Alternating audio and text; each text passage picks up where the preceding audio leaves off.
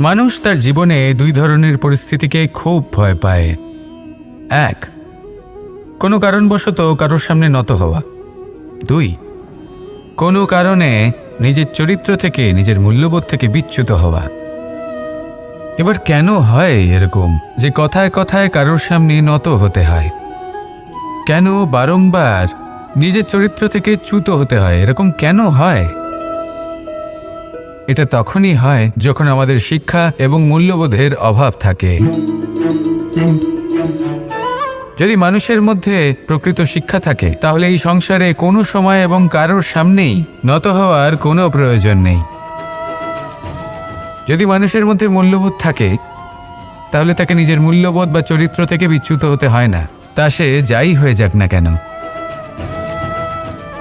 কোনো বালককে যদি জন্ম থেকেই সুশিক্ষার অধিকারী করা হয়, শিক্ষিত করা হয়, মূল্যবোধের অধিকারী করা হয়, তবে সে এই সংসারে এমন কর্ম করবে যাতে সে নিজেকে, নিজের পরিবারকে, সমগ্র সমাজকে গর্বিত করতে পারে।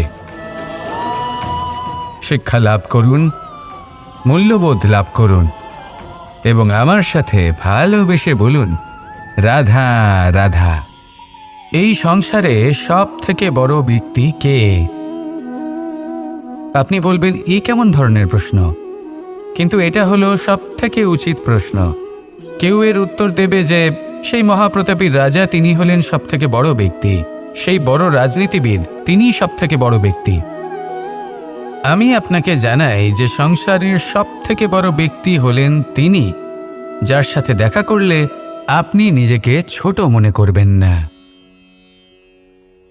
কোনো ব্যক্তি যিনি সব থেকে বেশি শক্তিশালী, আপনি যদি তার সামনে যান তাহলে উনি আপনার অন্তরের শক্তিকে বাইরে বের করে আনবে, আপনার অন্তরের লুকিয়ে থাকা শক্তিকে জাগ্রত করতে প্রেরণা প্রদান করবে। তিনি হলেন বড় ব্যক্তি, তিনি হলেন মহান ব্যক্তি। তিনি নন যিনি নিজের বল এবং ঐশ্বর্য দ্বারা আপনাকে তার সামনে ছোট প্রমাণ করবেন। এবং সেই জন্য মহাদেব আমার আরাধ্য হলেন আমার খুব প্রিয়। কারণ রাজা হোক বা ফকির, কেউ যদি ওনার সামনে যান তাহলে সে নিজেকে ছোট মনে করেন না। আপনিও যদি জীবনে অনেক বড় হতে চান তাহলে কাউকে কখনো নিজেকে ছোট মনে করতে দেবেন না। তার অন্তরে বড় হয়ে ওঠার প্রেরণা প্রদান করুন। আসুন আমার সাথে ভালোবেসে বলুন, রাধা রাধা। এই সংসারে কোনো বস্তু হোক বা ব্যক্তি হোক, তার একার গুরুত্ব কিন্তু খুব বেশি নয়। একটা উদাহরণ হিসেবে বৃষ্টির ফোঁটাকে ভেবে দেখুন। যদি একটি বৃষ্টির ফোঁটা হয় তাহলে তার খুব বেশি গুরুত্ব থাকে না, কিন্তু যখন সহস্র বৃষ্টির ফোঁটা মেঘের মধ্যে দিয়ে ঝরে পড়ে তখন সেটা বর্ষার রূপ ধারণ করে। সেই বর্ষা যা এই প্রকৃতিকে শান্ত করে। সেইভাবেই পাথরের ছোট টুকরো, তার খুব বেশি গুরুত্ব থাকে না, কিন্তু যখন অসংখ্য পাথরের টুকরো একত্রিত হয় তখন তা পর্বতের আকার ধারণ করে। সেইভাবেই কিছু মানুষ যখন একত্রিত হন তখন তৈরি হয় পরিবার, কিছু পরিবার যখন একত্রিত হয় তখন তৈরি হয় সমাজ, যখন অনেক সংখ্যক সমাজ একত্রিত হয় তখন তৈরি হয় রাজ্য। এবার এই রাজ্যের সব থেকে গুরুত্বপূর্ণ ব্যক্তি হতে পারেন রাজা, কিন্তু তাও সেই রাজা একা কিছু করতে পারেন না।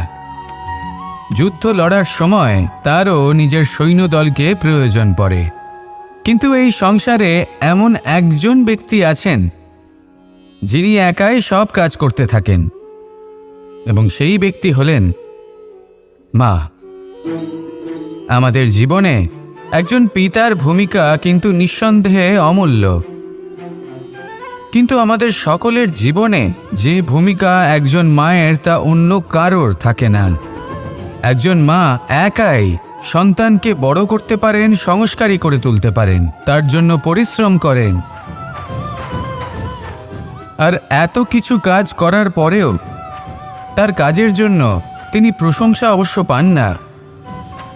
উল্টে যদি সেই সন্তান অনুচিত পথে চালিত হয়, অনুচিত কর্ম করে, তখন সেই মাকেই অপবাদের পাত্র হয়ে উঠতে হয়।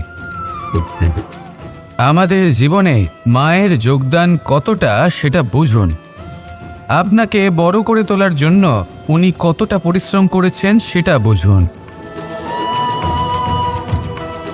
আজ থেকে, এখন থেকে এই মুহূর্ত থেকে মাকে সম্মান করতে শিখুন। যখন সময় পাবেন, যখন সুযোগ হবে, তখন তার প্রশংসা করুন, ওনারও ভালো লাগবে। আর মায়ের এই মমতার জন্য, তার এই ভূমিকার জন্য আসুন সবাই মিলে আমরা তাকে প্রণাম করি আর সকলে মিলে ভালোবেসে বলি, রাধা রাধা। কথায় আছে যে এমন কোনো অক্ষর নেই যার দ্বারা কোনো মন্ত্র হয় না, এমন কোনো বনস্পতি নেই যা নিজেই একটা ঔষধি নয়, পৃথিবীর এমন কোনো ব্যক্তি নেই যার মধ্যে কোনো যোগ্যতা থাকে না। শুধু প্রয়োজন হলো যে ব্যক্তিকে আমরা খুঁজে চলেছি তাকে সঠিকভাবে চিনে নেওয়া। যদি তার যোগ্যতা, তার বিশেষত্ব আমরা বুঝতেই না পারি, তাহলে আর লাভ কি রইল? এই সংসারে এমন অনেক ব্যক্তি রয়েছেন যারা ছোট ছোট অসফলতার কারণে আপনাকে এটা বলে দেবে যে আপনি কোনো কাজের নন, আপনি হলেন মূর্খ, আপনি কিছুই করতে পারবেন না। এইসব কথায় কখনোই বিশ্বাস করবেন না, কারণ আপনি এবং প্রত্যেকটি জীব এই পরমাত্মা এবং এই প্রকৃতির সৃষ্টি, যা অত্যন্ত বিশেষ। যদি আপনাকে উদাহরণ দিই তাহলে একদিকে আছে তরোয়াল, একটা বড় লম্বা তরোয়াল যার দ্বারা যুদ্ধ করা যায়, জয়লাভ করা যায়। আর অন্যদিকে রয়েছে একটা ছোট্ট সূচ, কিন্তু যে কাজ একটা ছোট্ট সূচ করতে পারে তা একটা তরোয়াল দ্বারা সম্ভব নয়। এর অর্থ হলো এটাই যে প্রত্যেকটা রচনা অত্যন্ত অমূল্য এবং অত্যন্ত বিশেষ হয়। তাহলে বিশ্বাস রাখুন যে আপনি অত্যন্ত বিশেষ একজন, আর প্রেমের সাথে বলুন, রাধা রাধা। পঞ্চতত্ত্বের মধ্যে দ্বিতীয় তত্ত্ব হল ধরণী, ভূমি, যাকে আমরা ধরণী মাতা বলি। এই ধরণী ধৈর্য ধারণ করে, আর এর ওপরেই আমাদের সমগ্র সংসার নির্ভরশীল, কারণ এই ভূমি সহ্য ক্ষমতা রাখে। এর সহ্য ক্ষমতা হলো অপরিসীম। সন্তান যতই আঘাত প্রদান করুক না কেন, প্রেমপূর্বক সহ্য করে, আর তার বদলে অমূল্য রত্ন প্রদান করে। সন্তান যদি হাল চালায় তাহলে তার বদলে তাকে অন্ন প্রদান করে। এটাই হলো ধরণী। এবার এর থেকে আমরা কি শিক্ষা পেতে পারি? এটাই যে কারোর জন্য কিছু করা বা কাউকে কিছু দেওয়া মনে কোনো কামনা ছাড়াই। আর এই কথাটা বুঝে যান, যদি কারোর জন্য কামনা না রেখে বা কোনো পাওয়ার আশা না রেখে কারোর জন্য কিছু করেন বা কারোকে কিছু দেন, যদি এটা আপনি শিখতে পারেন তবে আপনি ভালোবাসতে শিখে গেছেন। আর সেই জন্যই এই ধরিত্রীকে মাতা বলা হয়, কারণ মাতা শুধু উনি নন যিনি গর্ভে সন্তানকে ধারণ করেন, মাতা তো উনিও যিনি জীবন বাঁচতে শেখান, যিনি জীবন বাঁচার উদাহরণ প্রদান করেন। তাহলে ধরণীর থেকে এই নিঃস্বার্থ ভাব শিখুন, নিঃস্বার্থ ভালোবাসা শিখুন, আর এই ভালোবাসার সাথেই বলুন, রাধা রাধা। এই সংসারে আমরা প্রকাশ কোথা থেকে পাই? এর উত্তর বড়ই সরল। ভোরে যখন সূর্যোদয় হয় তখন প্রকাশের কিরণ আমাদের ঘরে এসে পৌঁছয়। এইভাবেই আমরা প্রকাশ লাভ করি। এবার এই প্রকাশের আলোতেই আমরা সারাদিনের কাজ সম্পন্ন করি।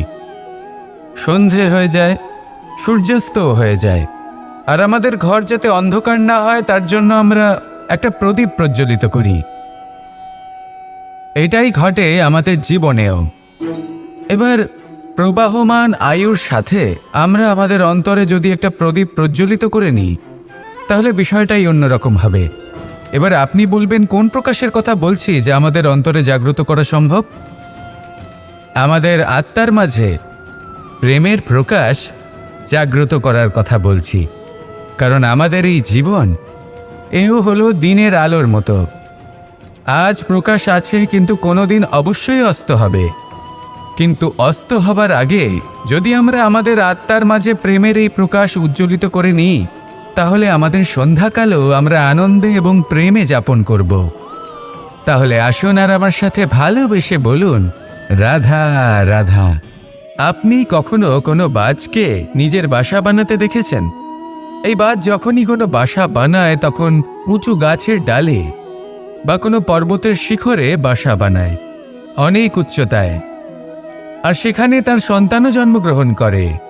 যখন এই সন্তানেরা জন্মায় তখন এই বাজ খুবই ভালোবেসে এবং খুব সাবধানে এদের পালন পোষণ করে। নিজের ঠোঁট দিয়ে তাদের ঠোঁটে খাবার পরিবেশন করে। কিন্তু যেই সেই সন্তানেরা হৃষ্টপুষ্ট হয়ে যায় এবং সেই কথা বাজ নিজে বুঝতে পেরে যায়, সেই বাজ নিজেই সেই বাসা ছিন্ন ভিন্ন করে দেয়। সেই সন্তান যাদের সবেমাত্র ডানা গজিয়েছে, কিভাবে উঠতে হয় তারা জানে না, সেই সন্তানগুলিকে উচ্চতা থেকে ঠেলে দেয়। সেই সন্তান প্রথমে ভয়ভীত হয়ে যায়। তারা সামনে মৃত্যুকে দেখতে পেয়ে ভয়ের কারণে তাদের ডানা ঝাপটাতে থাকে। আর সেই প্রক্রিয়াতেই সেই সন্তানগুলি উড়তে শুরু করে দেয়। এবার এই ঘটনায় আমরা কি শিক্ষা পেতে পারি? এটাই, যদি আপনি মাতা পিতা হন তাহলে নিজের সন্তানকে অবশ্যই স্নেহ করুন, কিন্তু তাদেরকে নিজের আঁচলের তলায় বেঁধে রাখবেন না। যদি আপনি চান আপনার সন্তান জীবনে উন্নতি করুক, তাহলে নিজের মুঠো থেকে তাদের স্বতন্ত্র করে দিন। এই সংসারে সংঘর্ষ করতে দিন। সেই সন্তান নিজেই বুঝতে পারবে যে জন্মের সময় পাওয়া ডানা কি করে ব্যবহার করতে হয়। আর আপনার চোখের সামনে আপনার সন্তান এই আকাশে উড়তে থাকবে। তাহলে আসুন আমার সাথে ভালোবেসে বলুন, রাধা রাধা। এটা হলো ধান গাছ। এর থেকে যে চাল উৎপন্ন হয় তা মানুষ গ্রহণ করেন। আর এটা কি? এ হলো জংলি ঘাস। একবার ভেবে দেখুন, যদি এই জংলি ঘাস ধান গাছের আশেপাশে থাকে তাহলে কি হবে? ধান উৎপন্ন হতে পারবে? তা উৎকৃষ্ট হতে পারবে? আমরা কি তা গ্রহণ করতে পারবো? কখনোই নয়। এই জংলি ঘাস ধানকে নষ্ট করে দেবে, কিন্তু নিজে জীবিত থাকবে। এটাই হলো আজকের শিক্ষা। এই সংসারে যদি আপনি নীতির পথে চলতে চান, উচিত কর্ম করতে চান, সংসারকে সেবা করতে চান, তাহলে জংলি ঘাসের মতো ব্যক্তিদের থেকে সবসময় দূরে থাকতে হবে। সেই ব্যক্তি যারা দুর্নীতি এবং মিথ্যা দ্বারা পরিপূর্ণ, যাদের ব্যবহার অশুভ, যাদের অনেক অশুভ গুণ রয়েছে, তারা সঠিক নয়। সেই সকল ব্যক্তি যাদের চরিত্র অত্যন্ত দুষ্ট হয়, তারা হয় শুভ চরিত্রের ব্যক্তিকে একদম নষ্ট করে দেয়, নয় নিজের মতো বানিয়ে তোলে। তাই যদি আপনি নীতির পথে চলতে চান, এই সংসারের জন্য শুভ কর্ম করতে চান, তাহলে সেই সঙ্গ লাভ করুন যে সঙ্গ জ্ঞানে পরিপূর্ণ, যাদের মধ্যে অনেক গুণ আছে, যাদের থেকে প্রতিদিন কিছু শিখতে পারবেন। এমন ব্যক্তির সাথে জীবন অতিবাহিত করুন। দুরাচারীদের থেকে দূরে থাকুন।